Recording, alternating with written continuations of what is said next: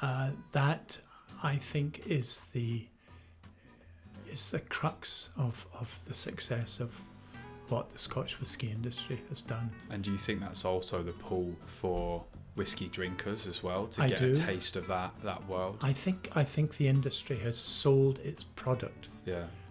It's sold its truthfulness. It's sold its quality very, very well, and it's created. It's not a myth, but it's created a picture around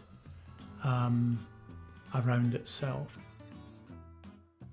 Welcome back to the Whisky Legends podcast, where I speak to my granddad Tim Morrison for the last time this series about how the industry has developed over the last 100 years.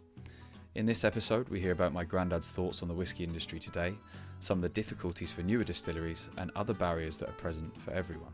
We'll also hear about the importance of the visitor centre, some big opportunities that are there, and why whisky and the industry is loved so much by both those that work in it and those that are drawn to it. If you have any feedback or questions you'd like featured in future series, please leave them in the ratings or our YouTube and social channels, which you can find in the description. So now you've taken this brand into the modern day. What do you think about the industry now? Because obviously there are, I think, 140 odd distilleries in Scotland alone. 40 of those were built after the year 2000, which is quite a lot. I think there's still more being built at the moment. What do you see does that seem like it's starting to get overcrowded to you? Is it?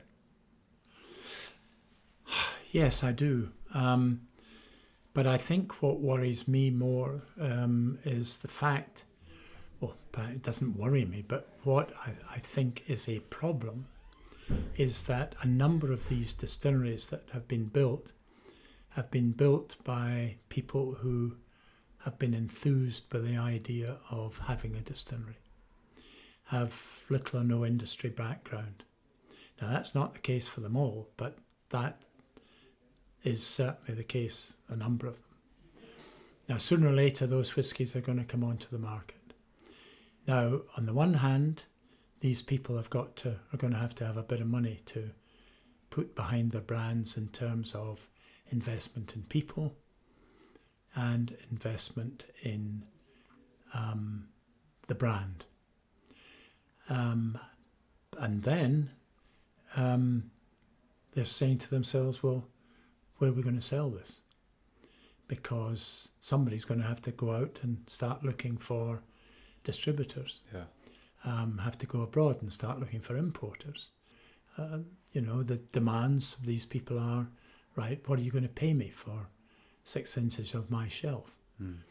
And that is something that wasn't prevalent in my day when we were selling. It became a new factor of retail and retail value, if you like. And I think the other thing is that in my day, you were selling to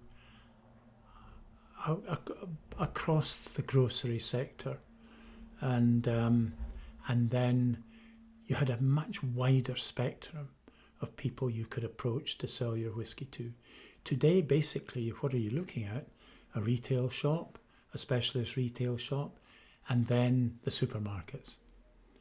Well, to get into supermarkets, you're selling your soul, basically, because you're not making much money in them, as we all know. So there are problems. Can you get the sales for your product? That's the beginning and end of the story. Yeah.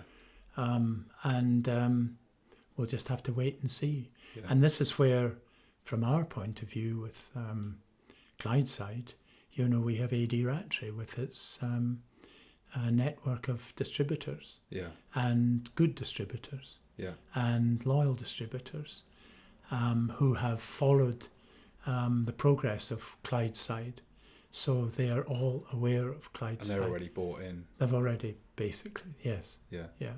And and this is where I think Andrew's done a good job, a great job there, and we've kept them aware of the progress, so everybody's aware of what's been going on.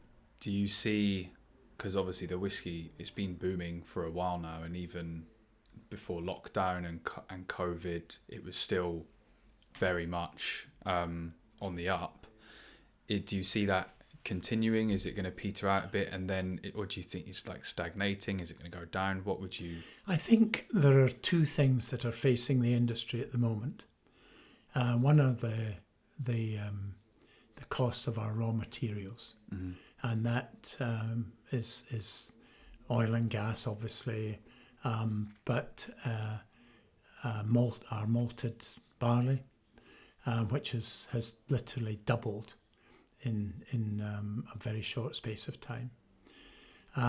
But our case goods have also increased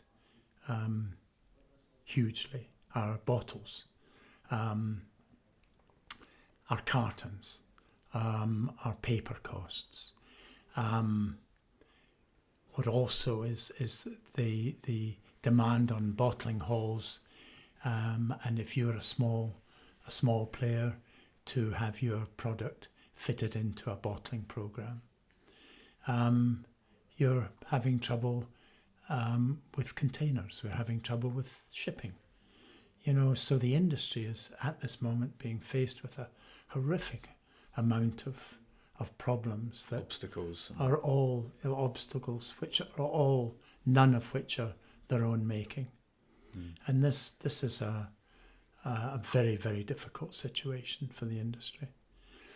The other thing that does concern me at the moment is that I think the export market is beginning to soften, and I think we're seeing that and hearing that from our distributors around the world. Yeah. So there's clearly some difficulties now and probably in the future, but everyone loves, well, a lot of people love whiskey, and that probably isn't going to go away. What other opportunities are there? Now, I personally have got a lot of experience of being involved in the investment in bottles through the auction houses. And while there's some exorbitant prices being paid these days, I mean, it really is quite ridiculous. Nevertheless, people are able to make money there if they keep their eye on what is happening. But again, it depends very much on your knowledge of the bottles to invest in, and those that are beginning to attract attention. So while on the one hand I am cautious about investing in casks, I am less concerned about those who are prepared to go to auction houses and buy bottles for their own use, because I think the thinking behind the two are entirely different. And while people are looking to make money buying a cask, whereas people buying a bottle are interested in perhaps the history of the distillery. Putting it in their cabinet. And the great thing about it is, if in fact things go wrong, you can always drink it. Yeah, and it's not quite, well, some cases it's more of an investment than buying a cask. Well, of course, you've seen some Macallan prices that have gone through the roof, now over £1 million, and that is the exception. Maybe it's not going to continue to be the exception, but I think that investing in bottles has a lot of interest to it. It's got some excitement to it as well, and every one of these bottles has a history to it, and has a story behind it. Yeah. I had a situation where, when we opened the visitor centre at Beaumore, we produced a little ceramic bottle with probably 5-year-old Beaumore in it, with a wee cork stopper and a tag label with a very unobtrusive cardboard box around it. And I saw one for auction the other day, and so I said, God, that's great. I think I've lost my copy, the one I had. I'll go and bid for it. It went for 15,000 quid. I mean, it's ridiculous. Did you win that? Did I? Hell. But I would have been prepared to go to 1,500 quid, which was, way, way, way, way beyond the price. Yeah. I mean, you had the bottle of Ardbeg that went for 16,000 quid just recently. I mean, a guy found it in his laundry room. There's the bottle of, I'll give you an example. A bottle of Port Ellen was sold recently by a fellow. The bottle of Port Ellen was bottled during the Queen's visit in 1981. The same visit? Yeah, same visit.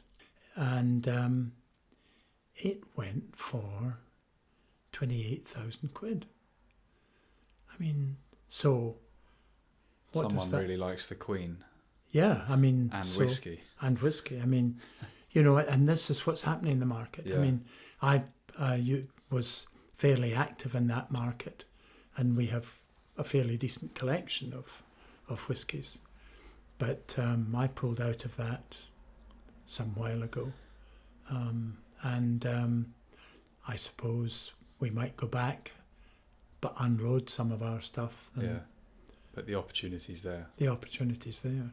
Yeah. But so, what opportunities are there at the moment? I think, there's no doubt that the whisky market is still buoyant.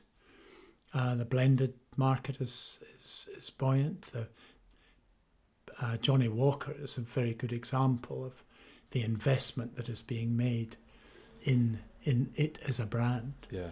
They've just built this fabulous Princess Street visitor centre. Yeah, I mean, you can hardly even call that a visitor centre. It's like it's a whole Johnny Walker world or something. It is. And I've been to it, and it is just incredible. Yeah.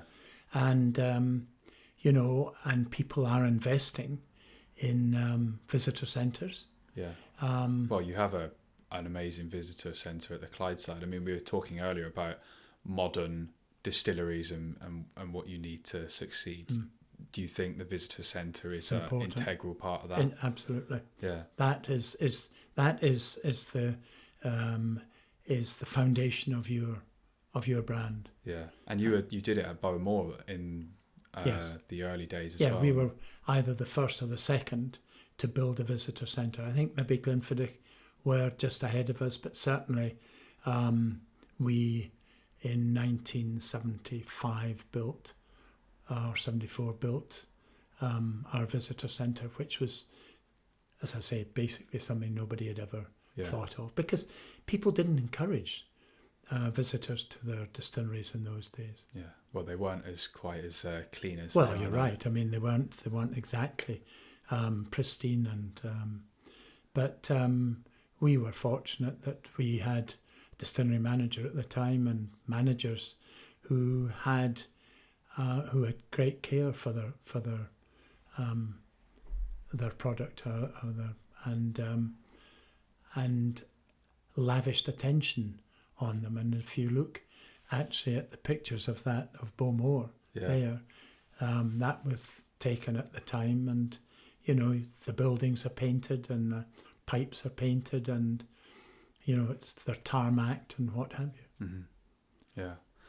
So there's obviously some difficulties, still some opportunities, but I mean, aside from the financial side of it, if you are a whiskey lover or someone that works in the industry. I mean, chatting to you these past few days, it seems like one of the best industries you can work in. And when we went to that distillers meeting down in London, that's what everyone was saying, how grateful they are to be in that industry. Yeah. What would you say are the main, the best bits about the whiskey industry? The Scotch whisky industry has always been known for its sociability. Everybody gets on. Mm-hmm. We compete against each other, but we have a friendship, and that we communicate amongst ourselves, and that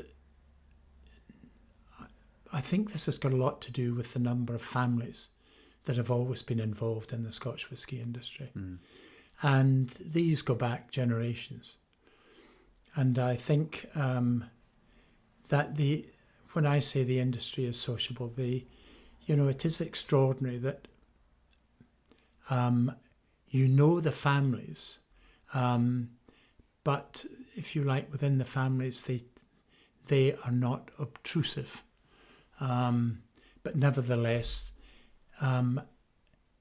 they don't speak about themselves. Other people speak about them. And I think that's another thing. And as a consequence, the relationship between the distilling companies and the blending houses is their relationship with their distributors. And over decades,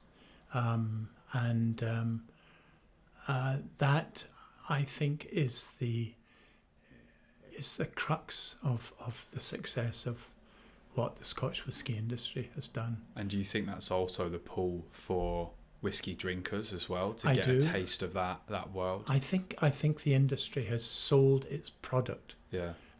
It's sold its truthfulness. It's sold its quality very, very well. And it's created, it's not a myth, but it's created a picture around itself. Yeah. And I look at some of the old adverts, and I've collected quite a lot of the old adverts, and you look at them now and you think, Christ, how corny they are. But there's a warmth to them, and there was a truth coming out of these adverts, and there was a certain humour coming out of them as well. And I'll never ever forget that Bell's advert, because it was close to me, and its slapline was "Afore you go," and I remember at the distillery, somebody once said to me, "Well, son, just remember Bell's afore you go to bed." And it's that warmth in the industry that I think has been its success. Well, I think that is a pretty nice note to end it on. So I think we'll stop our discussions there. But it's been amazing to talk to you throughout this week in more depth. I've learned a lot about whiskey, a lot about you as well. So I hope you've also enjoyed the experience, and also the listeners. Well, here's hoping. I've found it very thought-provoking, and as we have gone on, I have remembered more and more aspects that might still be relevant. I think from my point of view, it is nice to know that my son Andrew is so involved in our whole business, both AD Rattray and Clydeside, and his involvement means a lot to me personally, and how much he is bringing to the business. And also to say the quality of the team that we both have here at AD Rattray now and at Clydeside. And, I think this is one of the things I'm proud of, that we have built up those teams. And I'm sure there'll be a lot more stories to come from them over the years. Absolutely.